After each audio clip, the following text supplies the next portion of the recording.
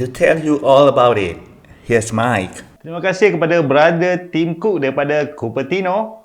Ya, kini kita bersiaran di Selangor bersama saya, Mike daripada Fantografi. Hey.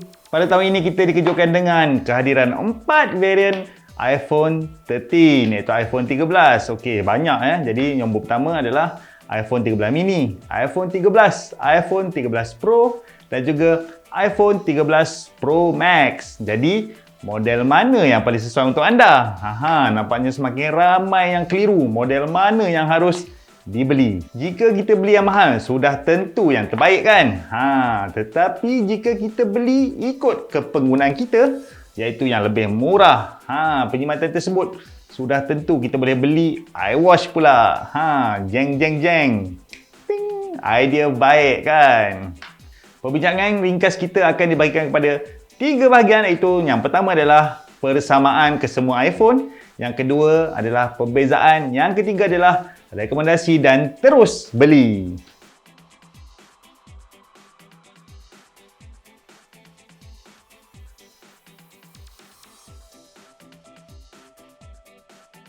Yang terbaiknya, kesemua iPhone 13 dikuasakan oleh chip yang sama, iaitu A15 Bionic chip, iaitu A15. Ini adalah chip daripada Apple untuk mobile yang paling latest. Apple terkenal dengan penghasilan chip yang semakin berkuasa, tetapi penggunaan tenaganya yang semakin rendah, iaitu menjimatkan bateri. Chip A15 pada kali ini membawakan anda 50% lebih kuasa berbanding chip yang sebelumnya, iaitu A14, dan keupayaan untuk machine learning juga telah pun dipertingkatkan. Cuma terdapat sedikit perbezaan dari segi grafik prosesor yang akan kita sentuh di kemudian nanti. Sambungan 5G dan juga Wi-Fi 6 adalah game changer kepada iPhone pada kali ini bagi mereka yang tegar kepada movie streaming dan juga gamers yang perlukan capaian laju untuk loading data mereka. Paparan display pada kali ini adalah Super Retina XDR display, di mana memberikan True Black dan juga sokongan kepada HDR Dolby Vision. Video features pada kali ini sangat menarik guys. Okey, feature terbaru adalah Cinematic Mode. Apa itu Cinematic Mode? Teknologi ini berasaskan rack focus. Sebelum ini, jika kita shooting video, focusing adalah perlu kita buat secara manual atau tap untuk tukar kan. Jadi kini teknologi ini telah membuatkan focusing adalah dynamic secara automatik, di mana focusing akan menjadi beralih kepada subjek lain secara auto.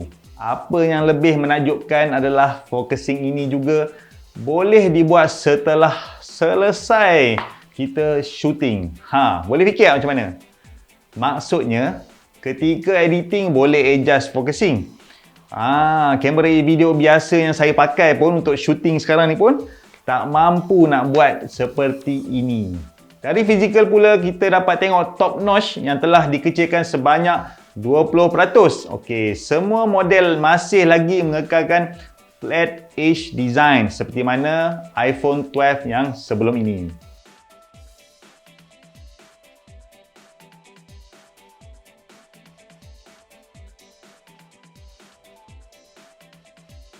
Sekarang kita ingin membincangkan tentang perbezaan antara model-model tersebut supaya kita mudah untuk membuat keputusan. Jom kita dive in.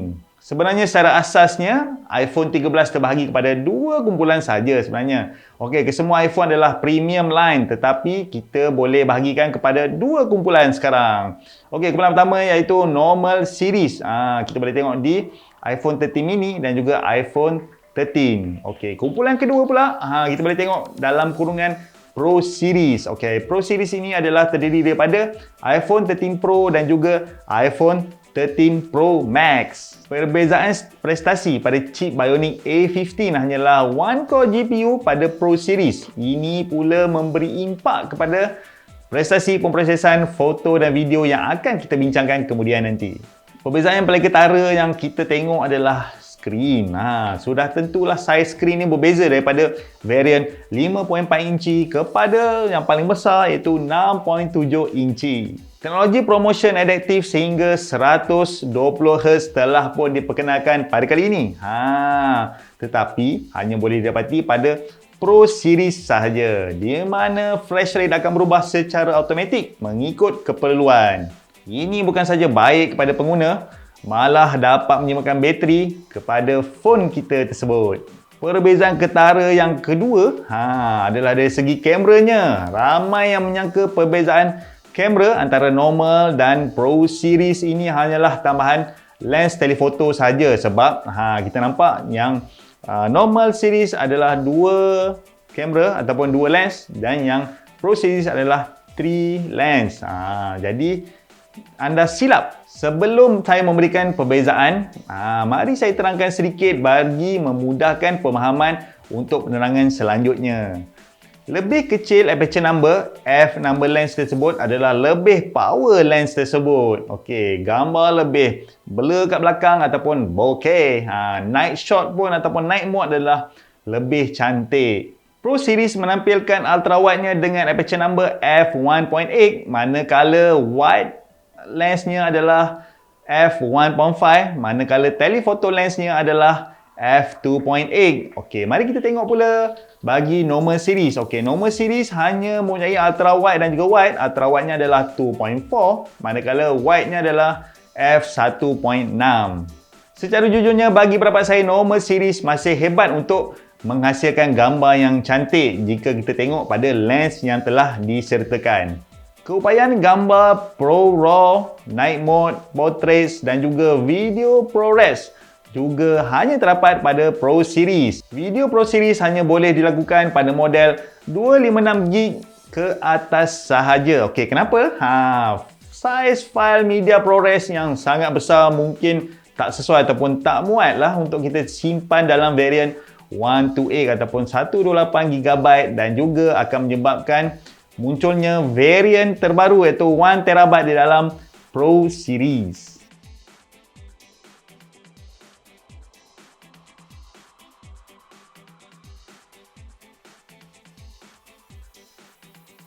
Kesimpulannya guys, iPhone ni macam kereta juga ataupun barang-barang lain, berilah mengikut keperluan anda, sebab pembelian yang tidak mengikut keperluan ataupun melebihi daripada keperluan akan menyebabkan pembaziran. Normal series sangat sesuai kepada pelajar, pengguna biasa dan juga online seller. Manakala Pro Series pula kita dapat lihat sangat sesuai bagi mereka yang intensif terlibat dalam fotografi, videografi, terutamanya content creator, online seller dan juga sesuai untuk menunjukkan status sosial anda. Ada juga rakan-rakan yang bertanyakan secara peribadi kepada saya, Mike, nak beli phone mana satu ya? Duit memang ada. Duit memang ada. Jadi terdapat dua situasi di sini guys yang boleh kita cerita, kan? Situasi pertama yang boleh kita ceritakan di sini adalah jika anda hanyalah seorang pengguna biasa. Okey, pengguna biasa ini ataupun boleh katakan keperluannya adalah biasa. Anda pula punya bajet untuk membeli iPhone 13 Pro ataupun Pro Max lah, kita nak katakan. Okay, saya lebih selesa untuk menasihati rakan saya untuk membeli iPhone normal series.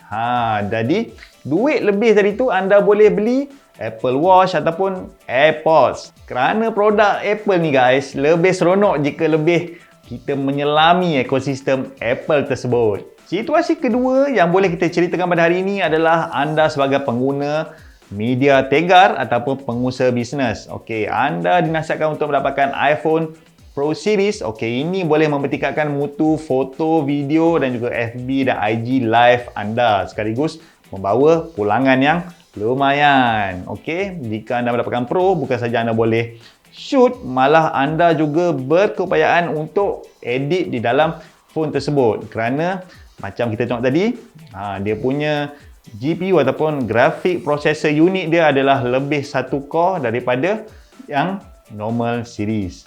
Apapun guys, semuanya terpulang kepada anda. Puaskan hati kita sendiri dulu, sebab jika kita tak beli, kita sendiri yang tak boleh tidur malam-malam sebab terfikirkannya. Selamat mendapatkan iPhone 13 dan juga happy shopping diucapkan kepada anda semua. Jom kita pakat beli ramai-ramai. Jangan ketinggalan. Jika anda dapati video ini bermanfaat, jangan lupa seperti biasa, like, share dan subscribe di bawah ini. Jumpa lagi di next episode. Bye-bye.